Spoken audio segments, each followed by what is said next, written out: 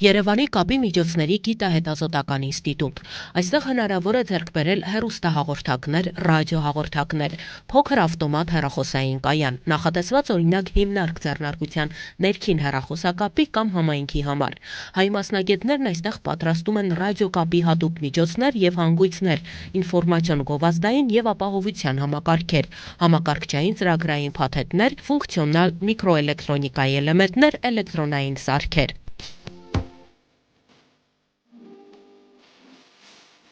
Ինստիտուտը 30 տարվա պատմություն ունի, արդեն 31 տարվա, զբաղվել է ռադիոէլեկտրոնային համակարգերի և ֆունկցիոնալ հանգույցների մշակումով ու դրանց պատրաստումով և այսօր էլ իր պրոֆիլը չի փոխել։ Ծրագրավորողներ, ինժեներներ, ոլորտի մասնագետներ ճշգրտությամբ աշխատում են։ Կապի համակարգում հաղորդիչ ընդունիչ ենք պատրաստում, այստեղ հիմա հաղորդչի ինչ-որ մի կեսկտորն է, որտեղ մեր մոտ համալրվում է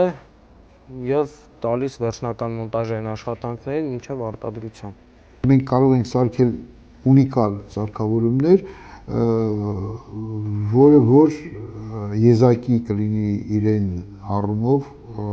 որը և կգտնի իր սպառողն աշխարհում։ Իսկ սերիական արտադրանքի գծով շատ մենք մրցակիցներ ունենք։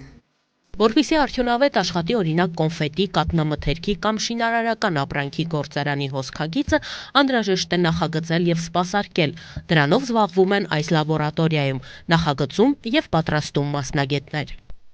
Զբաղվում ենք ժամանակակից ծրագրային միջոցների օգնությամբ, պրոցեսների հաշվարկով, նախագծմամբ, նրանց վիզուալիզացիայով, ինչպես նաև ավտոմատացման խնդիրներով։ Ոլորտի զարգացումը ներդրումներից է կախված, երբ խոսքը գնում է պետության գործոնի մասին, ընկերության տնօրեն Մհեր Մարկոսյանն ասում է, որ եթե պետությունը չի խանգարում, արդեն օգնություն է։ Պետության դերը հենց դրանում է կայանում, որ աշխարհի տարբեր երկրների հետ շփվելով եւ այլն ստեղծվի համապատասխան կապեր, համապատասխան հնարավորություններ, պատվերներ ձեռք բերելու, այդ աշխատանքները այստեղ կատարելու եւ այլն։ Նման ընկերությունները չեն փայլում շրջանառու միջոցներով, բանկի վարկի տոկոսադրույքը բարձր է, գուցե առևտրային, բայց ոչ զարգացման։ Մեր երկրում 18-ից 24, արտերկրում նման գործերի համար տոկոսադրույքը 2-ից 6 է։ Հարկային պարտավորություններն է պետք կատարել։ Դժվար է դրսի մարդկանց հետաքրքրացնել, կապված եւ տրանսպորտային եւ կապի հնարավորությունների հետ, շրջանառու միջոցները որպես օրենք շատ հաճախ ծախսվում են հարկային պարտավորությունները ժամանակին կատարելու, որ հանկարծ պրոբլեմների առաջ չկանգնես եւ այլ ծախսեր կապված նյութերի ձեռքբերման եւ դրա մաքսային վճարների կատարման համար։ Չնայած պետք է ասեմ, որ այս ժամանակահատվածում բավականին բաներ փոխվել է, լավացել է եւ մաքսային եւ հարկային անհնարինության մեջ ճկունություններ ա մտել, որը բավականին պարզացել է, բայց իհարկե այդ ասպարեզն է, որտեղ անընդհատ պետք է նորարարություններ լինի, ինչ-որ բաներ փոխվի, ավելի երեսով թեքվեն դեպի արտադրողը, դեպի ստեղծողը։ Տեղեկատվական տեխնոլոգիաների և հեռահաղորդակցության ոլորտներում ինստիտուտը մասնագետներ է պատրաստում։ Այստեղ կրթություն են ստանում ճարտարագիտական և սլավոնական համալսարանների ուսանողները։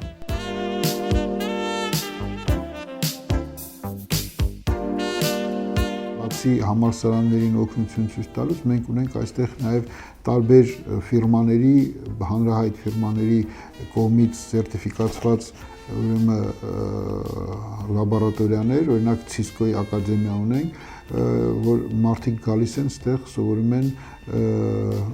ցանցային լուծումներ, դառնում են մասնագետներ, հաշվառական ցանցեր նախագծող։ Կապի և էլեկտրոնիկայի թեորիա ուսանողներն են սերտում։ Մենք ուրեմն փորձում ենք ստանալ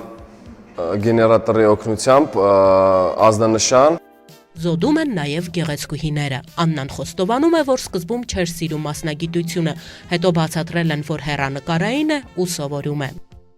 ամենաառաջի դասին հենց սովորում էինք պլատայի վրա ոնց են տեղադրում այդ սարքերը, հետո արդեն մեզ սովորացրեցին պայկա անել։ Արտադրված է Հայաստանում։ Իդեպ Երևանի քաղաքապետարանի ժամացույցն ու Բաղրամյան 1 հասցեի վազող տողը այս ինստիտուտի մասնագետներն են պատրաստել։ Դժվարություններից անկախ Երևանի կապի միջոցների գիտահետազոտական ինստիտուտը ձեռքբերումներ, մրցանակներ ունի։